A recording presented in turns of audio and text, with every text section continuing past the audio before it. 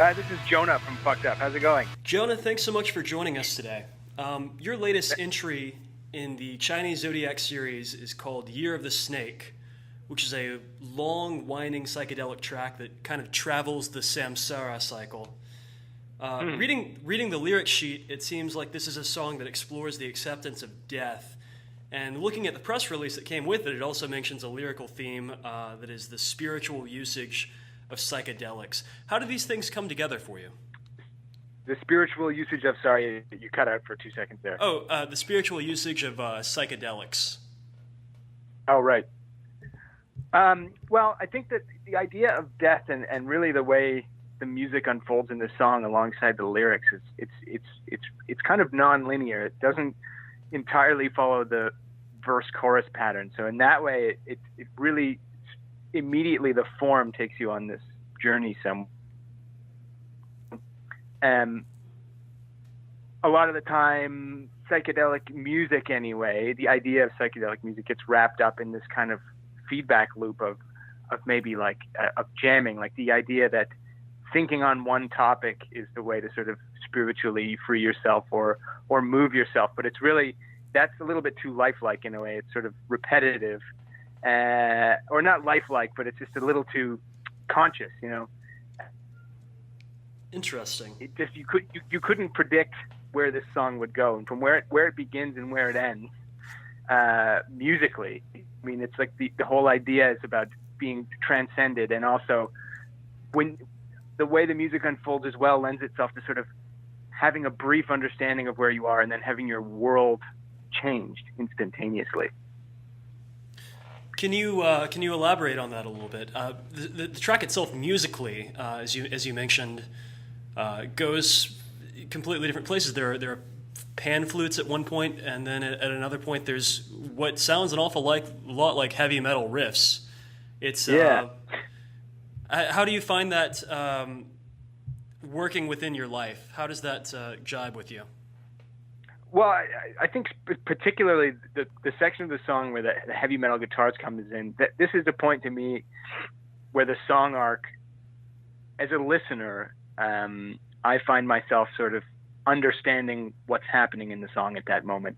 The song reaches a climax and it takes you to a familiar territory, especially something familiar with Fucked Up. And so the gesture of these heavy metal guitars and big drums and then extremely loud vocals, you sort of feel all of a sudden confident that you understand the context of what you're a part of at that moment. But then right after that, and this can maybe speak to the sort of psychedelic aspect, part of like some psychedelic experience is sort of thinking that maybe something's over or that you're normal again, and then understanding that actually you've got a long way to go.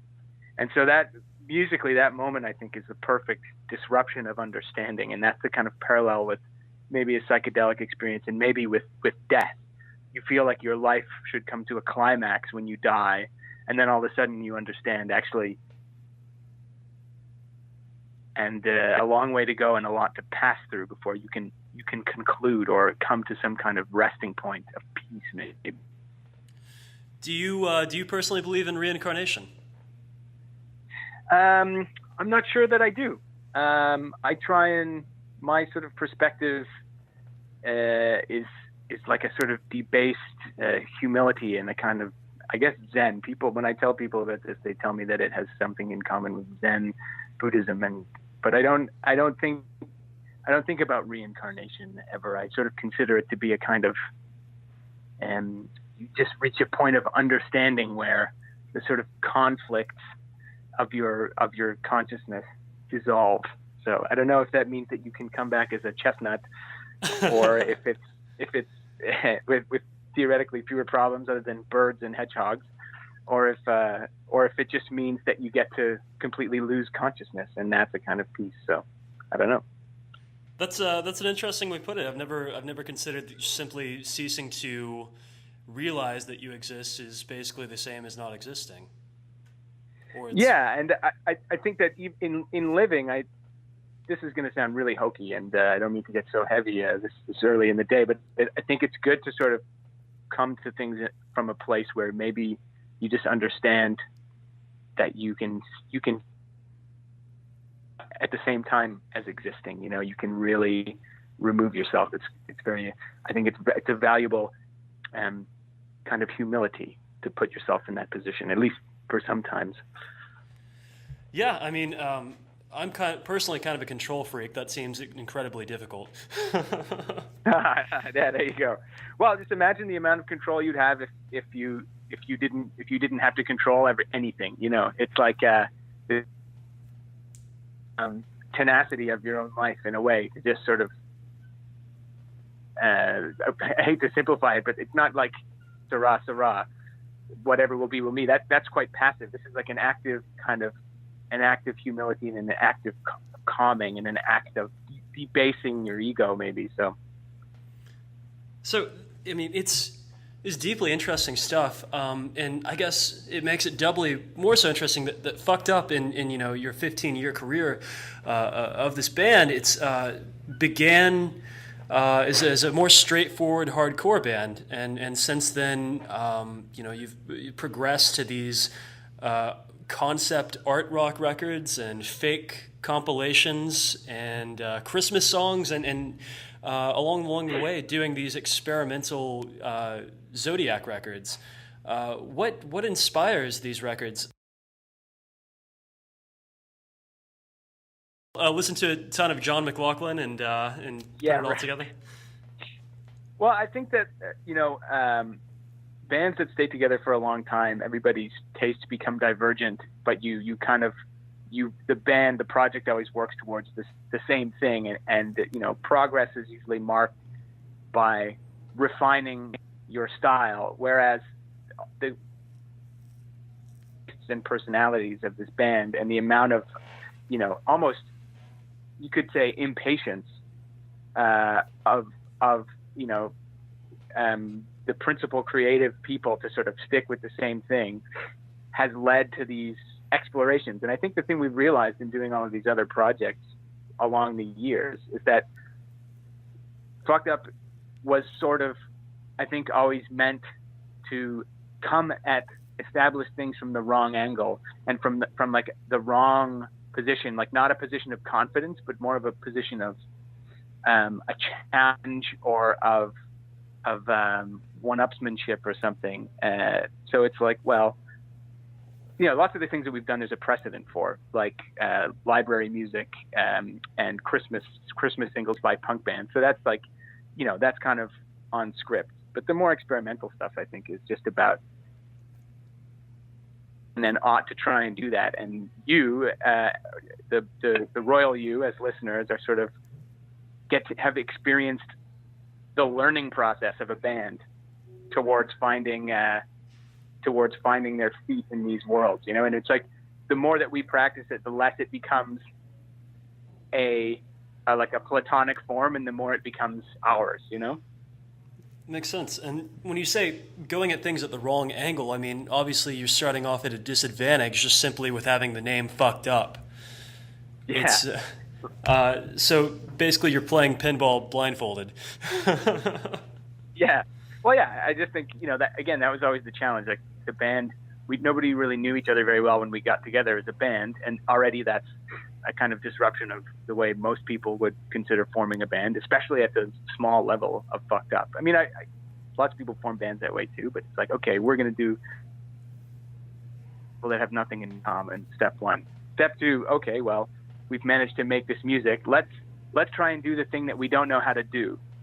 Step two, and so on and so on and so on. And so, you know, part of that has manifested itself kind of fractally from being about a personality, from being about characteristics like playing really melodic pop music with really aggressive vocals, and then, you know, calling ourselves or chord canon, but playing songs that are 24 minutes long and have pan flutes and, you know, exotic percussion. So I think that propagating that idea of wrongness is kind of the perfect filter through which to view a lot of Fucked Up's activity. So Year of the Snake is the 8th release in the Zodiac series. Do you already have the rest of the Zodiac planned out? And what will you do when the final Joker card is revealed, so to speak? We don't have the rest of them planned out. We're just trying to keep them on schedule, really, which it never is. But we've been working on horse a little bit, which is the next one, and then I don't know. I really cynically for a long time have wanted to, because like all of the animals that so far in the zodiac cycle we've covered have had like, you know, easy connections to metaphor and things to write about. You know, dragon, snake, ox, tiger, dog, pig. Like, you know, these are all animals that you can put human characteristics onto. But and of course you can do it with all of them. But and hair was like a little bit jumpy. You know, it's like getting a little bit less beastly for the purposes of like a big loud band. But I'm really interested to see what we come up with for Year of the Chicken or something. I wish that we could write like a 9-second song or like a 3-second song. Year of the Chicken. If you would do the full 12-inch release of that would be outstanding. Yeah, we want to give Napalm Death a run for their money on You Suffer. You're a chicken, but why? Yeah, but yeah, you're a chicken, but why? Whoa, okay. We never had this conversation. I had the idea first. I fully support this endeavor. I think it's a fantastic idea. Sounds like a legally binding contract to me. Yeah, it does. Just put me in the liner notes, please. Yeah, you got it.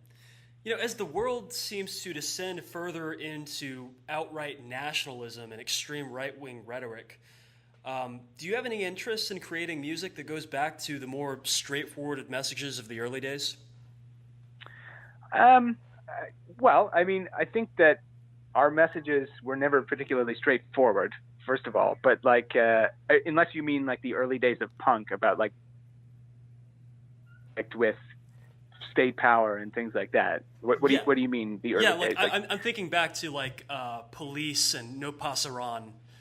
Oh yeah, the early 7-inches. I think I don't think that. I mean, those topics and those motifs, I think, do get written about and will get written about in Fucked Up's lyric, but they won't ever have the same. They might not ever have the same directness that they did then, or maybe they will. And I think I know this is like such a contemporary answer because I'm flip flopping like crazy. You know, this is like Dürer for any answers. Like, will you address this issue? And I'm like, well, maybe we will, maybe we won't.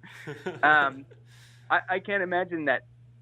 I can imagine a world in which Fucked Up sort of returns to form and streamlines, but I imagine that context will not be about nostalgia and will not be about recapturing something, but more about moving energy in the way that we want to sort of like move it again. And I think, you know, some of the new material that's been batted around is really hard and really straightforward, and it's gonna seem like a return to form, but it's more the idea that energy has always been there, and by clearing out some of the noise, we can push it back. But I mean, I think that these times are so crazy that the time for people to be poetic and metaphorical about their positions on heinous right-wing politics and you know, racism and things like that, the time to be poetic and be gentle with the assumption that everything will still be okay is now a time where you better speak your mind and put your foot down, or else things are going to get truly awful, you know? So, but I think that that's the world right now. It's not just a band's job. And I think that assuming that because the most powerful government in the world is led by a lunatic, or, you know, assuming that that's going to create good music is wrong. I think it's going to create a better psyche for people that are level-headed and understand the way the world ought to work, you know. And I think it's not the job just of bands to have that discourse. And, you know, punk is probably not the most political music in the world now. You know, the better and more political expression of music doesn't always have to come from kinds of voices. It should come from many voices, other people who have experienced things firsthand, you know, not just in the sort of, we're comfortable, but we want to yell about it too. We're on your side. It's like, you know. Anyway, I'm rambling. Maybe you can cut that into a sentence that adds up. No, I think I get what you're saying, though. Like, for the majority of the history of punk, it's been dominated mostly by young white dudes who, you know, traditionally speaking, don't receive the brunt these forces that are working against people of color and the impoverished. So the idea and is, that's not to, it's not to say that like those voices are not valid. You know, like lots of people have had a hard time, have been singled out by police, but it's like at this day and in this day and age, it's become clear that, you know, the people that are suffering the most and the kind of music that is expressing that needs to be pushed forward is not necessarily coming from like the five white dudes in a band and women women, you know, a whole other dimension of understanding, you know, when you bring the female perspective into protest and marginalization, and so it's like everything is just so much more available for the complexity of the problem now. You know, returning to simplicity is part of the problem. People are trying to return to simplicity, so to have political music do that is problematic. The problems aren't simple any longer. You know, they're complex, they're multiplicitous. you know, in addition to your countrymen in propaganda, I would say that you know, Fucked Up has inspired a whole bunch of people to learn about and participate in these ground causes. What's the deal with Canada? Why are you guys good at this? We're focus. You know, we're not the ones on the hot seat. We can be the ones that react. And you know, Canada is not it seems utopian, but it's not perfect. It's far from perfect. And you know, these problems exist here too.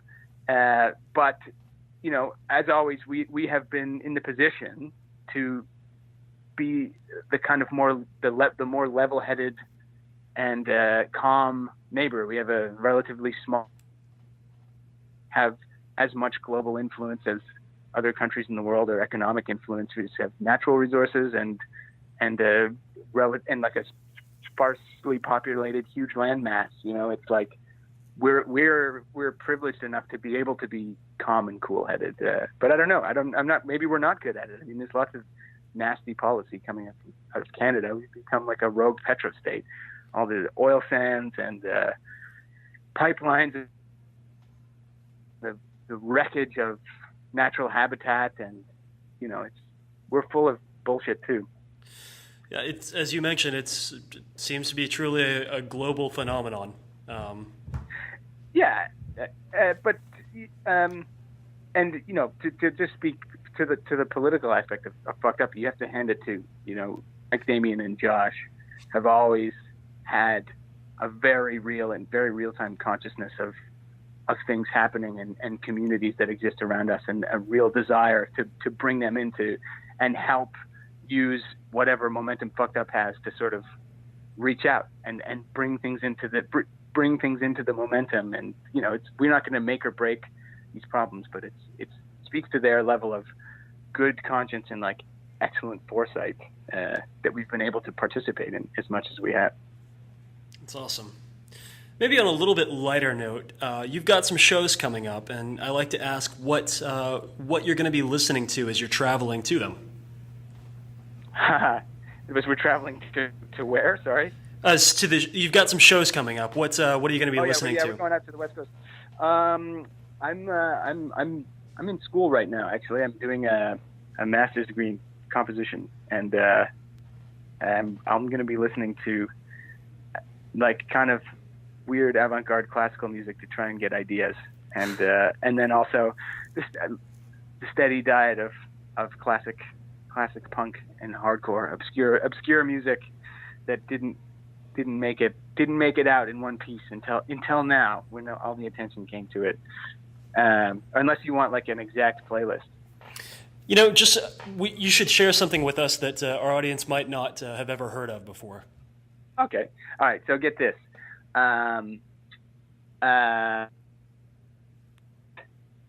This band called the Johnnies from New Zealand, and they have a great single called "Who Killed Johnny." It's from the late '70s. It's an independent release.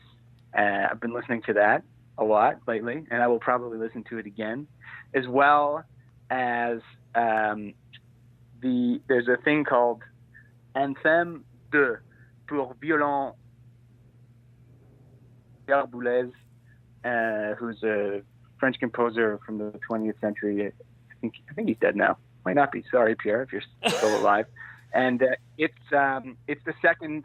It's like a sequel. It's an interesting thing. So Anthem 1 was just a solo violin piece, and then 6 years later, he rewrote the piece for solo violin and electronics. And this is like at the onset of the in music, at least let's not say at the onset, because they've been using tape loops and oscilloscopes and things like that in classical music forever. But this is like, turning over a new leaf in the late 90s. This Anthem 2 is from 1997, and he was working at some French Institute of Technology, like the equivalent of an experimental laboratory to manipulate sound and also to root electronics. And he devised this software, it reacted to what the soloist was playing and put it in different intervals and made it delay, but it would always reacted the same way. Like, it composed a piece that it played by itself only if the violin played the piece at the same time. It's kind of an interesting concept. And what it did is it tonally changed the whole thing, and it made it 2.5 times as long. So I'm really interested in that piece of music. So I've been listening to that. That sounds fascinating. I want to check into that. Before I let you go, I wanted to ask you a couple of questions about Davidstown, which was kind of a limited release that you did a few years back in 2011, which was essentially a compilation made up for place setting for your full concept record that came out at the time, and it's made entirely of fake bands to give color to the area. How did that come about? It came about through record collecting. It came out through record collecting and also through the idea of library music, production music. So there's lots of library music and production music out there, and if you go to a lot of record stores, there'll usually be a section where you can get these LPs that you would have. This movie that would have this music that it would have been on the background on a television show or a radio drama that's usually created by one person or one group of people and sold outright for usage. And there's one in particular that's kind of known in punk circles called Badly Bruised and Slightly Stoned. Sorry for blowing up everybody's spot. It's a cheap record, was until this interview, and it's like fake punk. It's fake punk from the 70s in England, and it's meant to be for, like, they noticed that punk was catching on and punk library music record, so that they could use it for whatever television special they were doing without having to pay royalties to the actual bands. And so it sort of came from there. We decided, well, let's do a record of fake bands. So it's all the same musicians on every one of these tracks on Badly Bruised and Slightly Stoned, but they're all different band names, and they all have slightly different styles. And then there's a brief descriptor under each one, like which outlines the ways you could use it, like upbeat, punky number, fighting, dancing, jovial, slightly confrontational, things like that. I'm still to this day a huge fan of the fake band Grain that you made for this. Very much like in the vein of vintage Fleetwood Mac. Yeah, that was the idea. Exactly. Yeah, so we tried to find people that matched the styles. And yeah, we just wanted to write a lot of music and make it like a Sorry, what was that? I think it just cut out just for a second. Someone in the background's playing AC/DC. Is there anything that you wanted to share with our audience about this record or about your band? Anything that you think that they need to know? Keep guessing. That's all you need to know. I think that's great advice. Thank you so much, Jonah, for talking with me today. All right, take it easy. Bye.